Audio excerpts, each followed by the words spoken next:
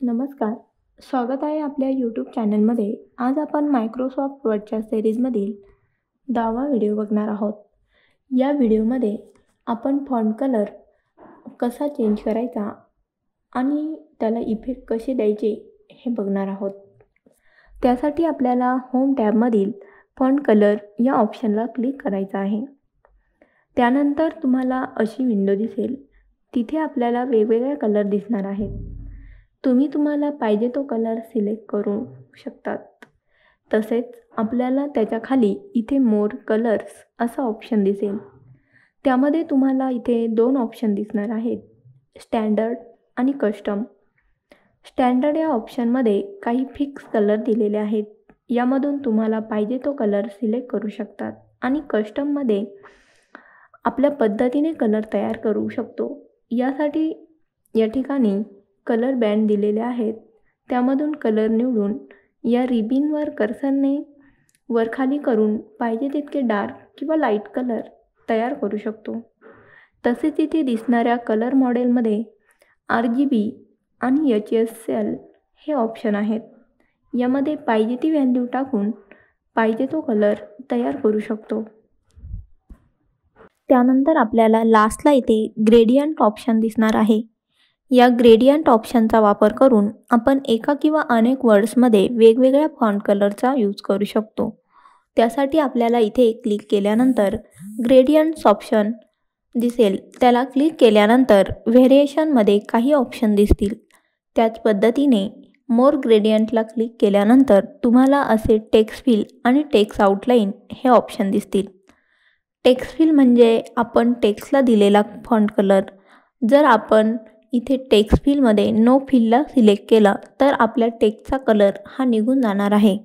त्यानंतर आपण जर सॉलिड फिलला सिलेक्ट केला तर आपल्याला इथे रेग्युलर कलर सिलेक्ट करण्यासाठी येतात आणि आपण त्याची ट्रान्सपरन्सी आपल्या गरजेनुसार कमी जास्त करू शकतो. त्यानंतर ग्रेडियंट फिलला क्लिक केल्यानंतर इथे काही ऑप्शन दिसत आहेत.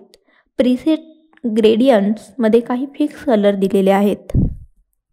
त्यानंतर आपण इथे आपल्याला पाहिजे तो टाईप निवडू शकतो, जसे की लिनियर, रेडियल, रेक्टँग्युलर आणि पाथ.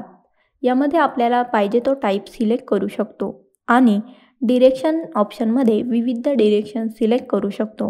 याचबरोबर अँगल ऑप्शनसमोर पाहिजे ती अँगल डायरेक्शन टाईप करून डिरेक्शन निवडू शकतो आणि ग्रेडियंट्स टॉपमध्ये आपण अनेक कलरचा वापर करू शकतो.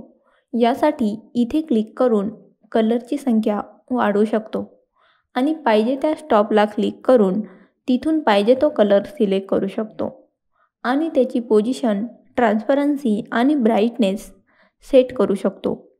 तसेच आपण नको असलेला कलर डिलीटही करू शकतो. त्यासाठी ज्या कलरला डिलीट करायचा आहे त्याला सिलेक्ट करून या ठिकाणी दिसणाऱ्या ऑप्शनला क्लिक करायचं आहे. आता आपण टेक्स्ट आउटलाईनबद्दल बघणार आहोत. जर आपण नो लाईनला सिलेक्ट केला तर आपल्या टेक्स्टला आउटलाईन राहणार नाही.